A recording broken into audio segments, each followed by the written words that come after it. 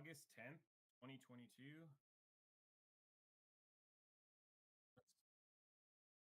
Looks right.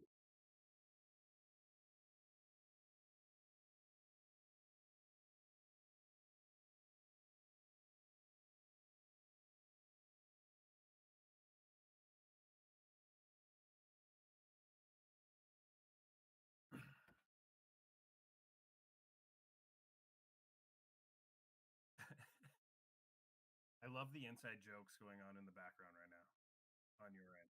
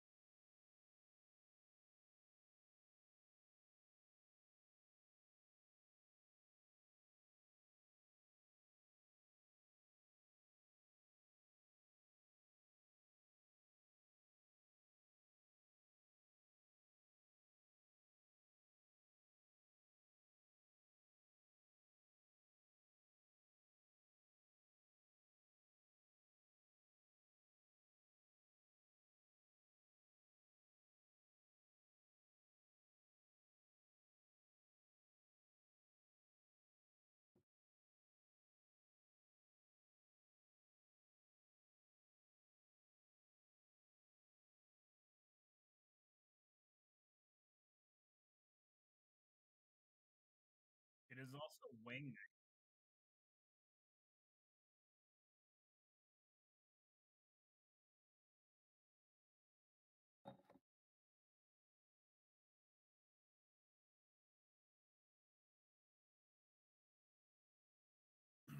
Is it wing night over in Lethbridge on Wednesdays for you guys? Yeah.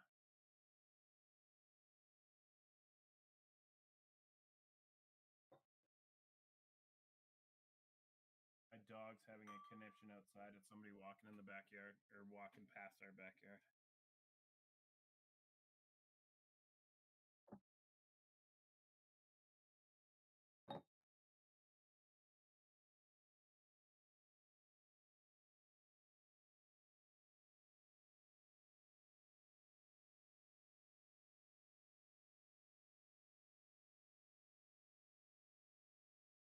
Waterton buys a decent amount of beer for me, the Waterton Lakes liquor store.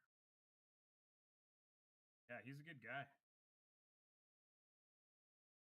Yeah, he's super nice.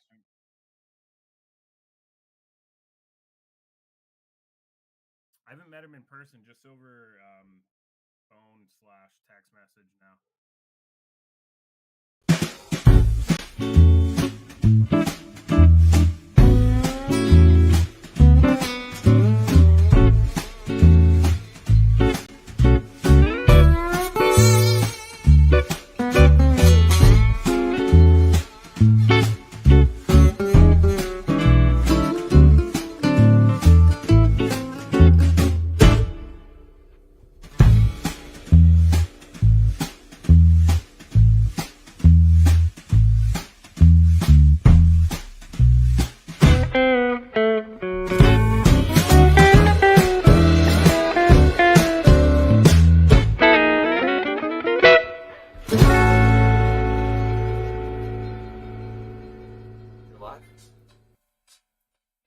Media Boutique.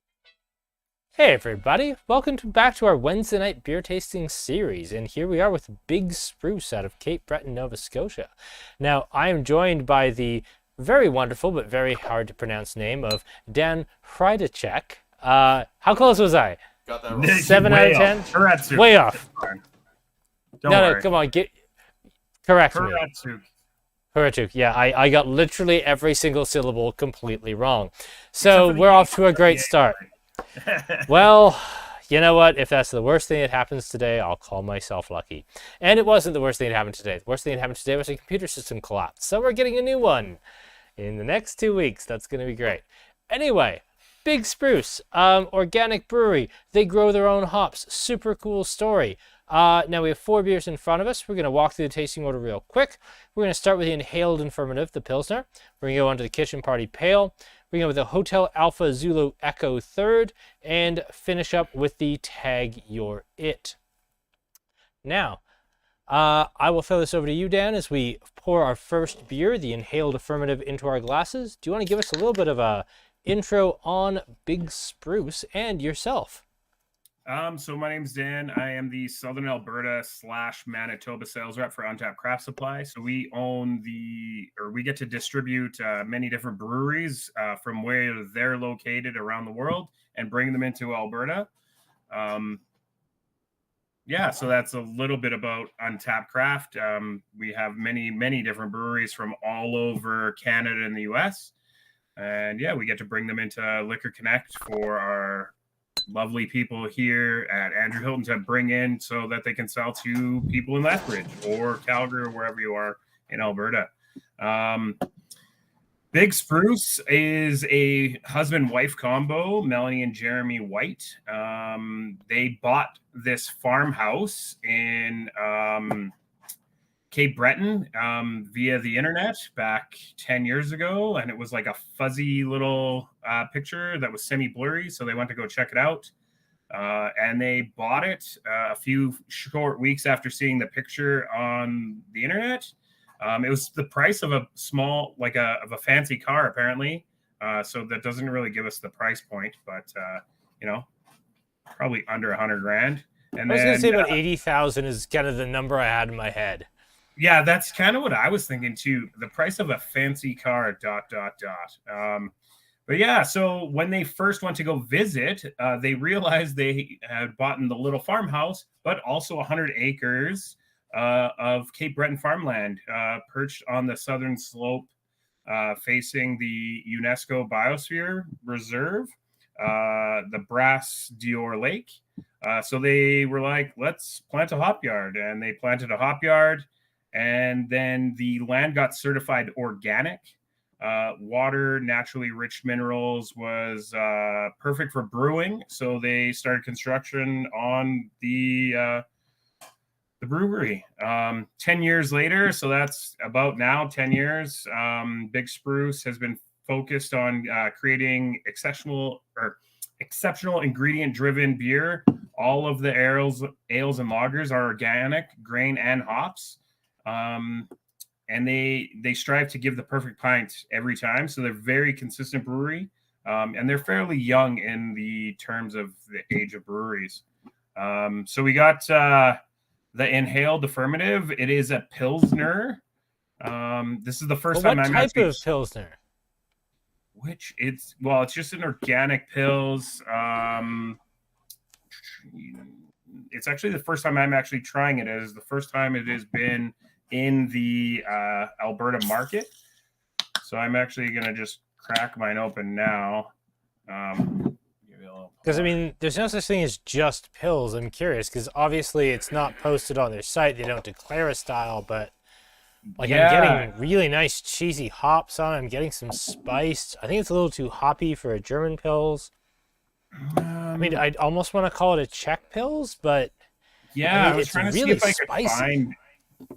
I was trying to see if I could find anything on it, but I think they kept that pretty their exact pill style close to the heart there. It's a really nice pill, whatever you want to call it. It is the quiff of the classic easy drinking Pilsner, bright, clean, perfectly crisp. They say to pair it with a doner. So if you got some food, grab it with a doner. The ABV 4.1. It's 42 IBUs. And That's fairly high for a Pils, though. Normally, I'd expect a Pils to be in the mid-30s, 35 to 38 is about what I usually expect. And that's a little high, which I think really translates on the palate quite well. I think there's a lot going on here in terms of spice and punch. Yeah, definitely get a little bit of a kick there for sure. I was trying to see like which exact pills it was, but I couldn't find it. No, it's one of those things about Canadian microbreweries. There's not that much information online. There's a couple of unique one-off sources where somebody's actually written, unique content, and then there's 100,000 websites where somebody's Control-C, Control-V off of the existing site, and it's just that over and over and over again. Welcome to my life of doing beer tastings where I have to provide information for the last 2.5 years. Sometimes you actually have to call the brewer and be like, "What the hell?" So it's a Bohemian Pilsner is the... so they're going Czech.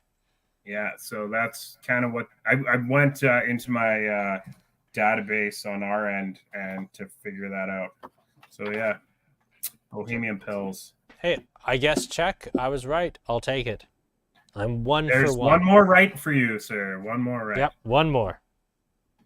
Well, one at least. I don't know if in 2.5 years I've been right yet. So this is the first one at least.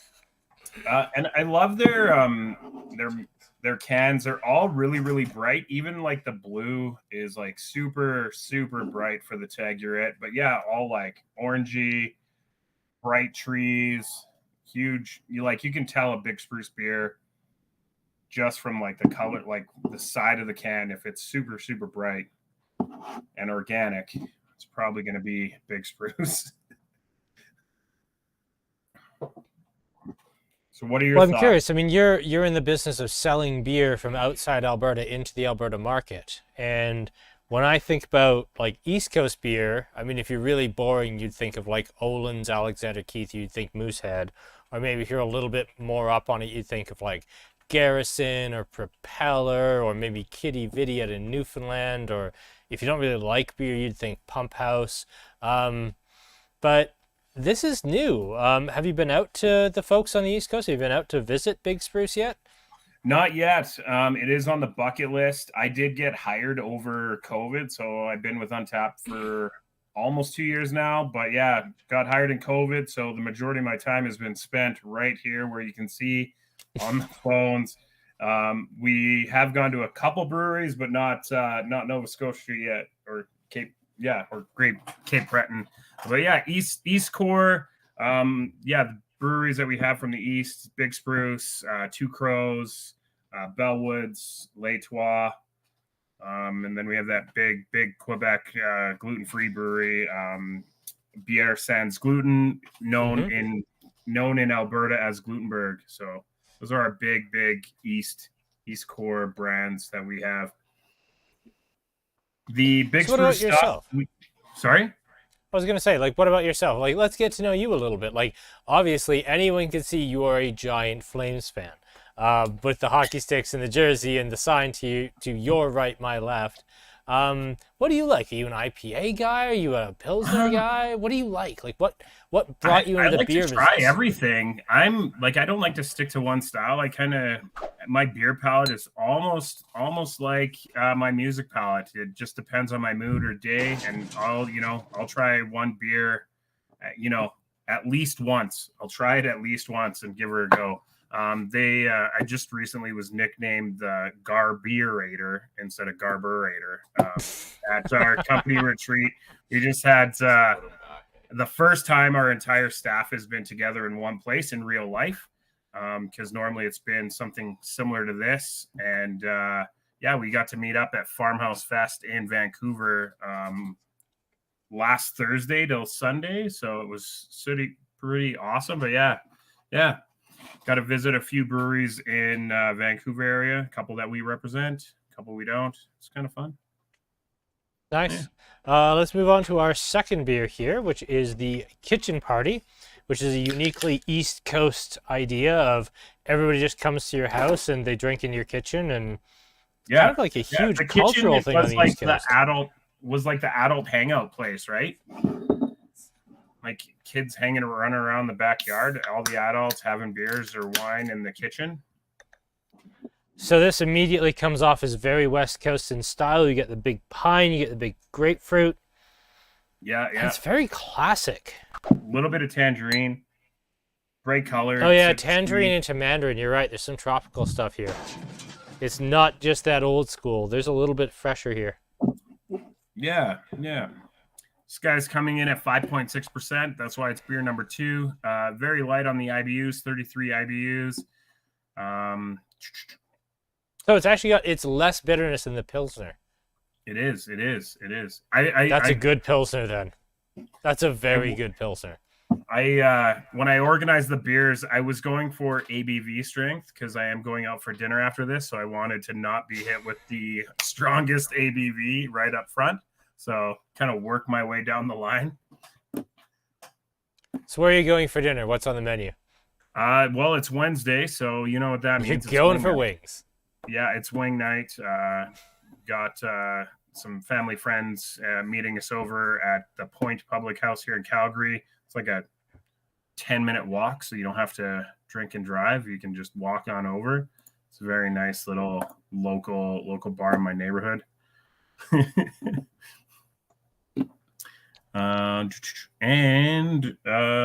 Kitchen Party is our highest, fastest seller. So the 4 beers landed and cleared all at the same time, and Kitchen Party is the only one that's sold out as of right now.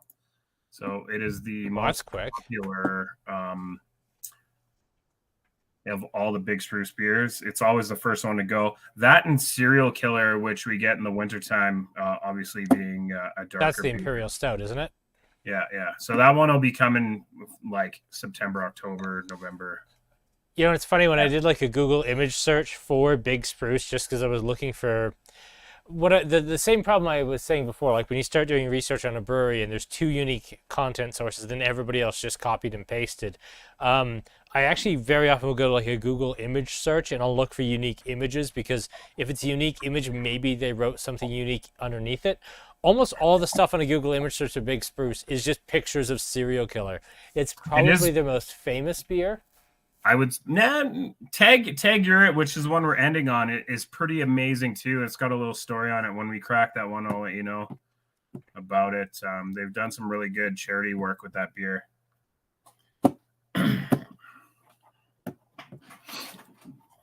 Okay. So Chris asks, actually, our first question.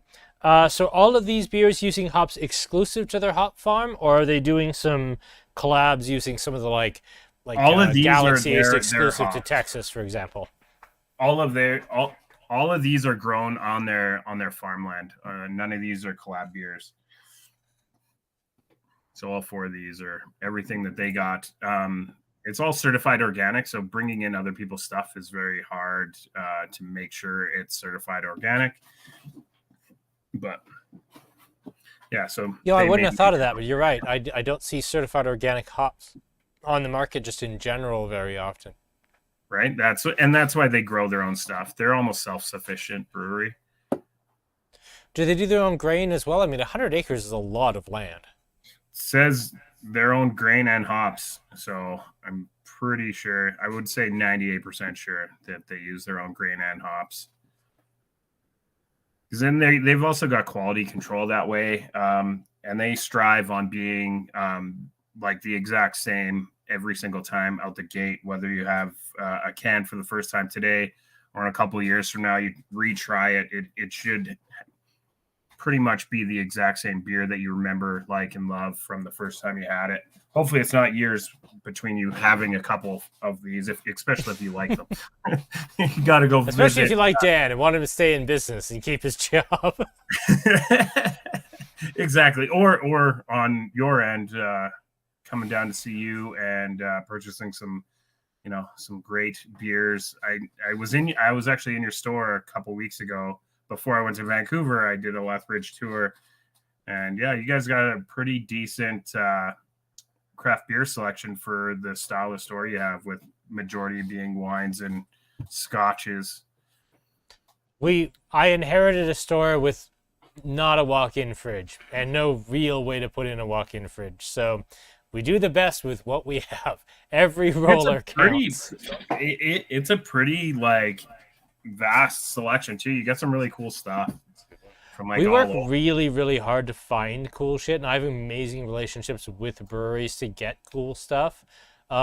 There are a couple of things that this year I couldn't get to Calgary, and I actually had to turn something down that was really cool.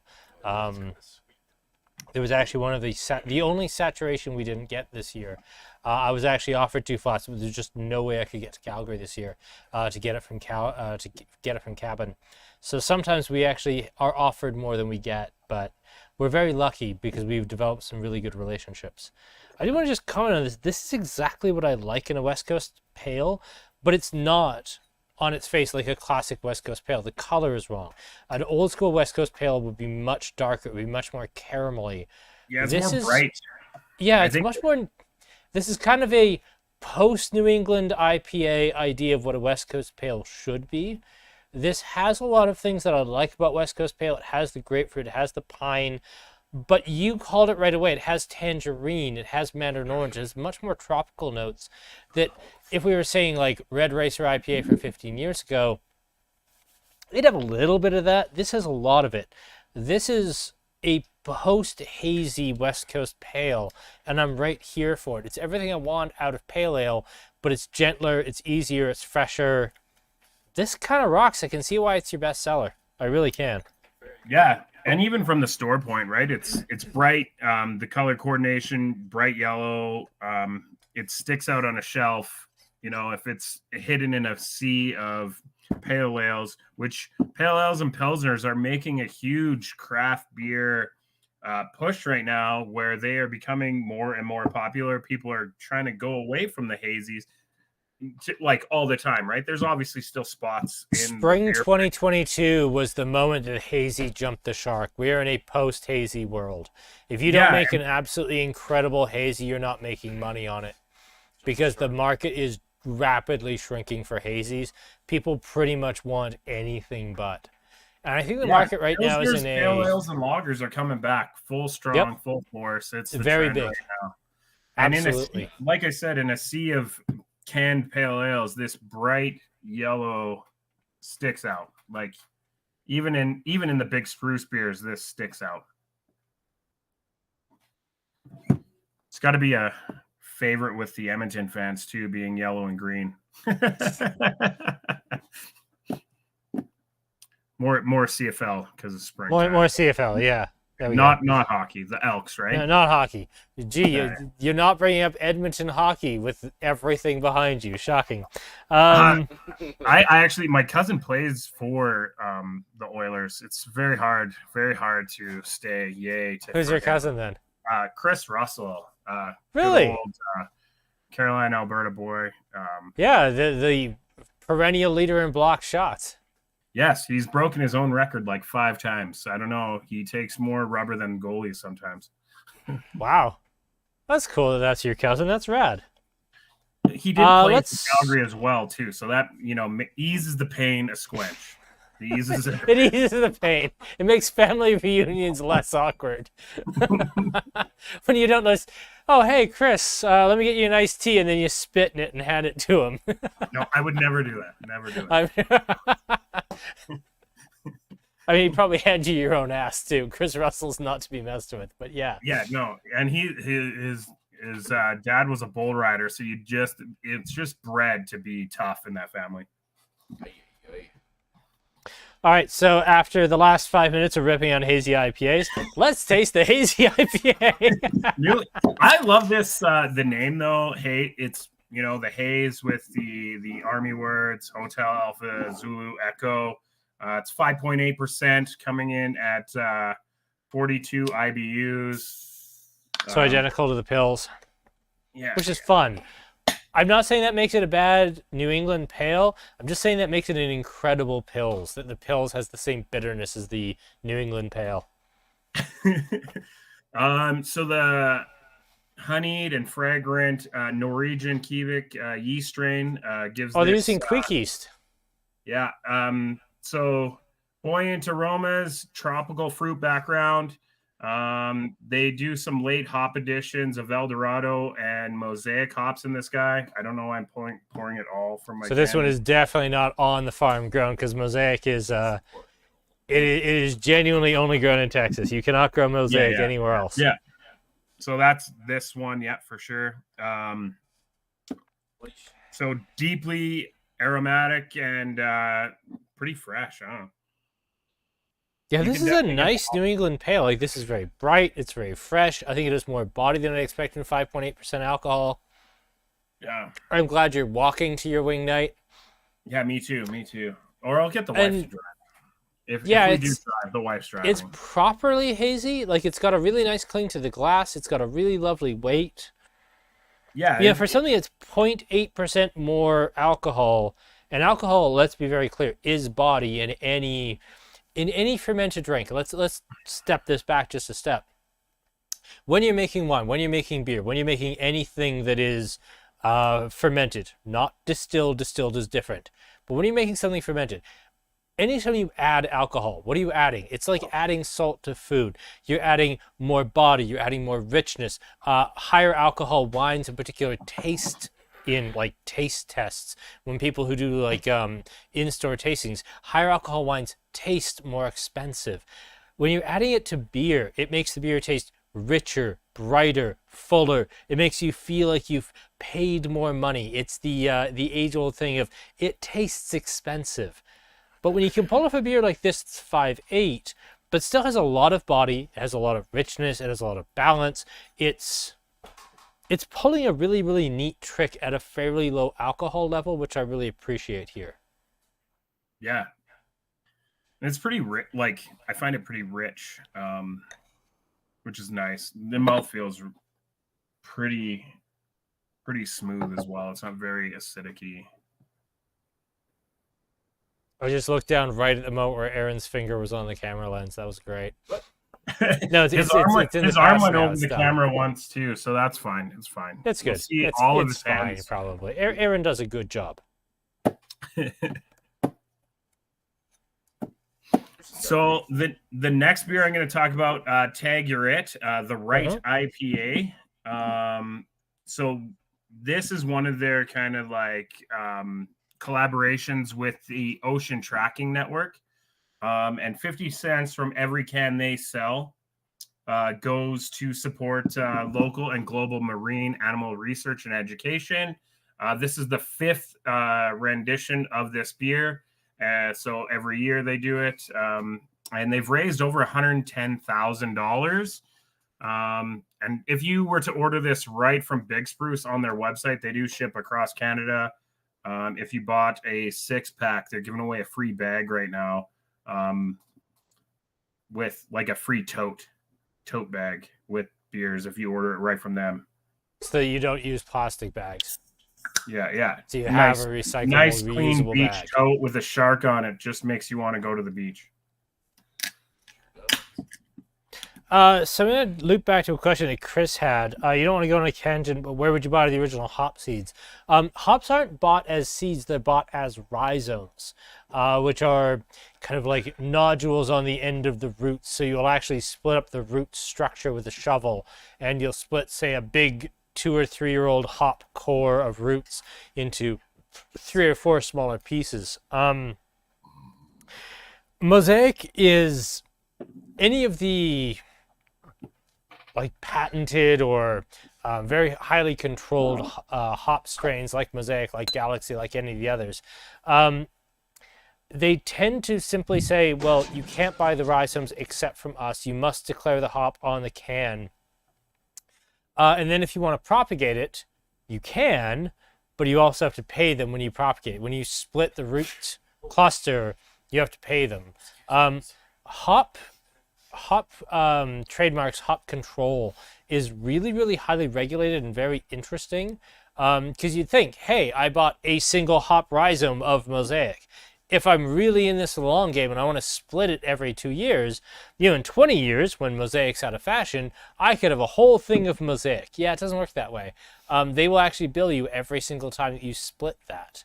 Hop farming, hop control for some of the newer varieties they're very, very particular. Like, I know for Mosaic, they don't want to grown outside of Texas, and Galaxy, I don't think they would have really grown outside of California, but it doesn't matter. Like, they have these particular restrictions where if you have a hop farm and you're outside of this particular area, they won't sell to you because they want the control where we know this grows well in this type of soil, and we will not sell to you unless you are growing on this type of soil. The hop market's really fascinating that way. It's almost like the NFT of the of the beer world, because they want that like payout every single time, no matter what. Except you end up with really cool IPA, not a stupid picture of a monkey you paid $1 million for. At least you can consume the IPA though. Exactly. Yeah. But I was more meaning from like if you split the strain, kind of make your own, you still have to pay them like their dues, if you will, as in the NFT world, as that's semi-coming apart. You know, intellectual property is a fascinating idea in the beer industry because recipes are, in theory, the intellectual property of the brewer, but the second somebody makes something really successful, like let's say in the case of hazy IPAs here, H.A.Z.E, Topper, or, oh God, what was the other one?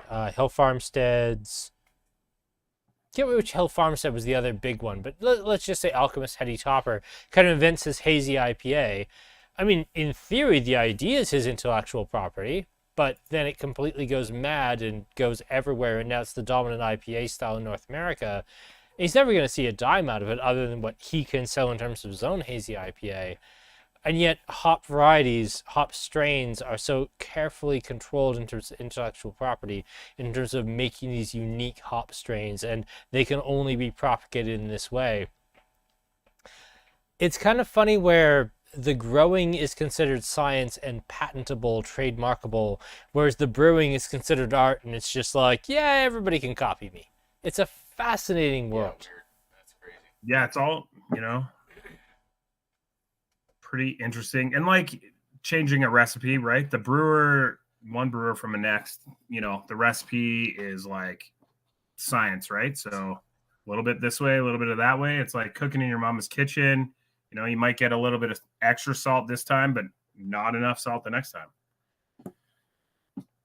And the other neat thing I love about brewing is how much brewery recipes change. We've had this conversation with a couple of brewmasters about how a brewery recipe for a long-standing core beer changes over time.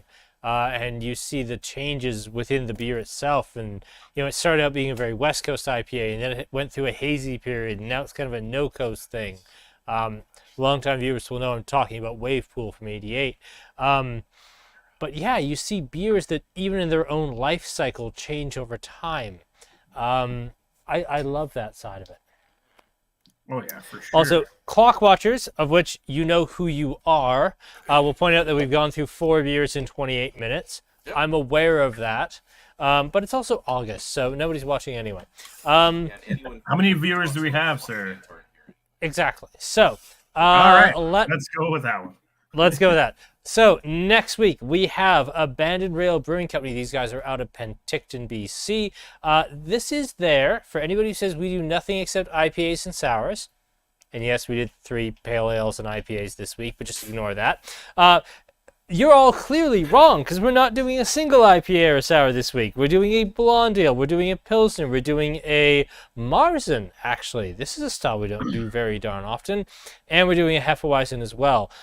These cats are out of Penticton. I've had a couple of phone calls on them. I've had a couple of customers coming in, asking about them. Starting to get some buzz on the scene here. I'm hopeful. I think these guys could be really, really cool. Are they going to be great? I don't know yet. But I'm hopeful. I mean, I'm going to be in Penticton in a couple of weeks. I am going to go here. I'm very excited to try them. Any brewery that rolls out with this kind of lineup that doesn't have an IPA or a sour, they're clearly trying something different. So I'm excited to try it. Yeah, those look cool. The Hef caught my eye, and that One Track Mind.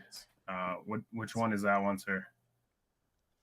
The blue. I mean, I just like a Pilsner in general, and this is a heck of a one. I will say, I know that you're doing these in ascending alcohol order. I think that this kind of gets lost behind the H.A.Z.E.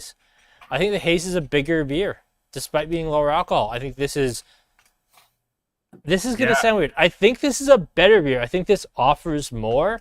I think it's a nice hybrid of East and West Coast styles.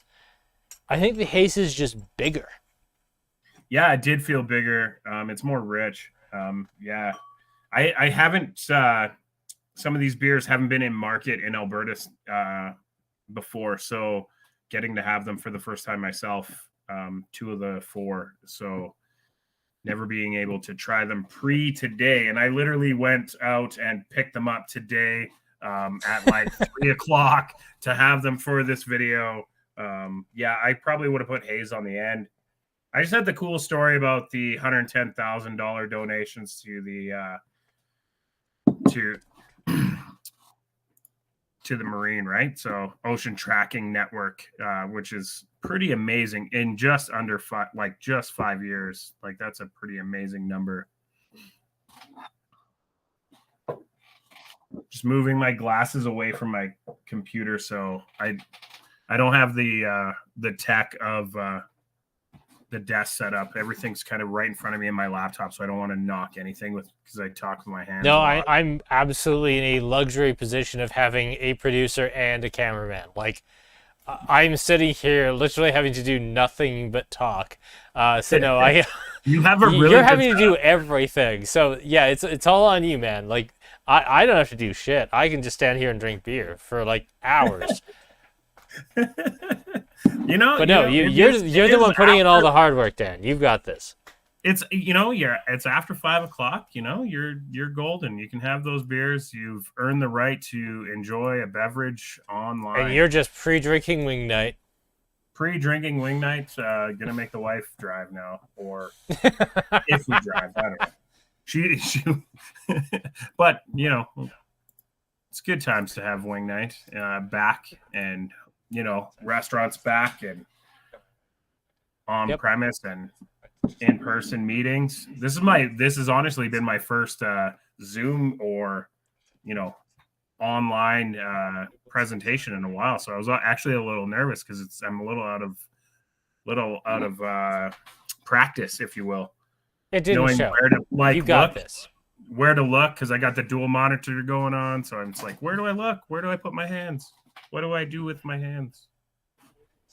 You keep them out of monitor range, so you don't have to ask the question. You just quietly play like Pokemon Go, just out of sight of the camera. It's fine. That's what I've been doing this whole time. Go, unfortunately. I mean, not really. I've been checking the Facebook comments in real time. But, I could, in theory. What was your favorite beer tonight, Dan? I want to say I'm really liking the Inhaled. I've never had it before, so that one is going down really nice and smooth. And then probably the H.A.Z.E, and then Kitchen Party and Tag, but they're all wonderful. So how do you put great next to great? Like, how do you pick? We do it every single week, so I've gotten real used to it. We've lined up some really top class stuff. I think we did the best ranked IPAs in after the Alberta Beer Awards. Right after the Alberta Beer Awards came out, we did all the 4 top ones, and our rankings differed from the official ones. I'm actually going to put the Pilsner first. I really like the Inhaled Affirmative. I think that's an absolutely spectacular Pils. That's the one we're going to be bringing back week over week after week in 4-packs. That rules. Kitchen Party is delicious. I think that's great. I really love it. I think that's a classic, lightly bitter, old school West Coast IPA. I also like Tag Your It. That's going to come in third. Not because it's a bad beer. It's coming right in after the Kitchen Party because I really like how easy that is. The H.A.Z.E. And then follow up with the H.A.Z.E. Kitchen Party. The H.A.Z.E. is going to come in fourth, not because it's a bad beer, but it's a crowded category. Yeah, for sure. And this does something well that not a lot of other breweries are doing. This does the same. That's a really great IPA. That does what this does, but not as well for me. And you're drinking organic, so it's healthy, right? Like you can... Yeah, exactly. I'm here for my health. I feel healthier. This is healthy drinking right now. It's organic. Yeah, which is amazing to have a great craft beer organic brand that you wouldn't normally get in the province of Alberta. But we get to bring it to you live in real life via Andrew Hilton. If you're in the Lethbridge area, go down and check him out if you haven't. Obviously, the viewers have checked you out. Yeah, they have, because they had to buy the tasting here. But, thank you for the props. Love it. I thought we were live on YouTube too, right? I don't know. We are Maybe some live on YouTube rando too. person in 4 years from now sees us on YouTube somewhere and goes and checks you out and be like, I saw that. YouTube is a weird, scary, strange place. My YouTube channel is a lot of like weird British people eating expired food. Which, if you like that sort of thing, check out H.A.Z.E. H.A.Z.E is a very strange YouTube channel, but I love it very much. He eats a whole chicken from a can that looks like something out of a movie prop because it's just horrifying. But he likes off-brand Lego, things from dollar stores, and expired food. Anyway, we'll call it there. It's been a night. I'll let you get off to your wings. I'm gonna go fix myself some food. Thank you, Dan. I'm going for wings. No worries. Thank you so much for having me. It was a pleasure. This has been fun. I'm glad you had fun. I had fun. I hope everyone watching at home had fun. We'll see everybody another night. We'll see you in a week for good night. Cheers. Cheers.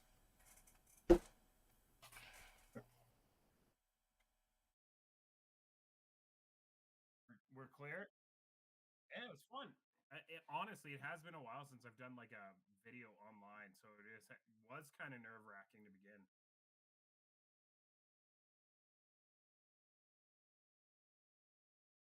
Yeah, if it's not broke, don't fix it.